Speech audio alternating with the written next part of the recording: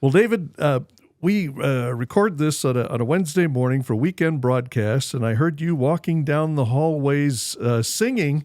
Is that your commentary on the election result? Yeah, it went in my favor for sure. But not only did it go in our favor, it was a pretty big sweep to the way. That was a pretty good red wave, something we thought we were going to have. Supposed to happen last cycle. Yeah, last time. Yeah. Last cycle did not occur.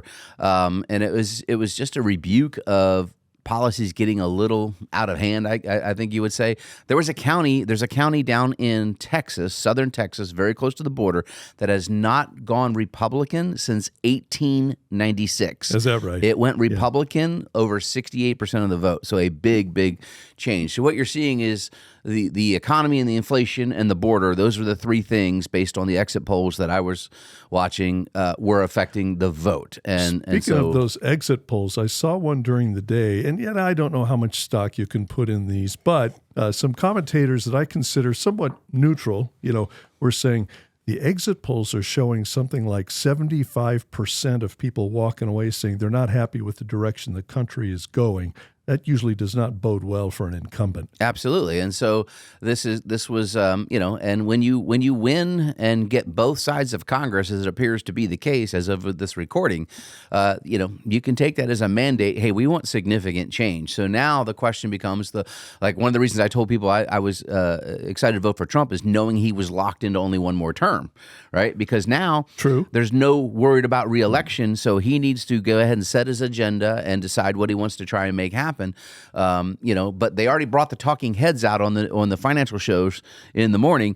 Oh, Elon won't be able to cut anything out of the budget. We automatically spend this because Wall Street doesn't want to give up their handouts, right? Yeah. Nor does the defense industry, nor does any of these insane amount of agencies. And again, I'm all for Javier Milei here. I mean, I will pay for his airfare to fly up here myself. Gone. Yeah, that department gone. We had that last week. We need to get some serious work. I mean, like Social Security, people complain all the time. Oh, you're going to take some of these benefits. No, you start working later, so you should receive your benefits later. You're living longer, you'll get more monthly checks. So it's very simple. If you're under 50, Social Security age should be 70. It's that simple. Done. If you're under 40, it should be 72 because you're going to live to 95 to 110 based on all the actuarial data that we have. You're going to get way more benefits, but these are the easy fixes that you could solve some of our crisis. But listen, we're still spending money. And so my cautionary tale is, and I actually posted something on LinkedIn before the election yesterday morning, and it just said, listen, even if it's a red wing sweep, you're going to see equities, everything jump. We saw that. The futures were up about 2% across the board. But I said, be careful. You're going to see the 10-year Treasury rip to close to 4.45, and it went above that already.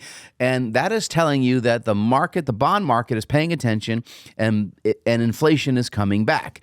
And so that is going to be a problem with the Federal Reserve. The Fed's going to cut rates this week, a quarter basis point. That's kind of locked in. And yet you're going to see the yields on the longer end of the curve go up. Mortgage costs are going to go up. So we have a lot of headwinds we're still going to be facing.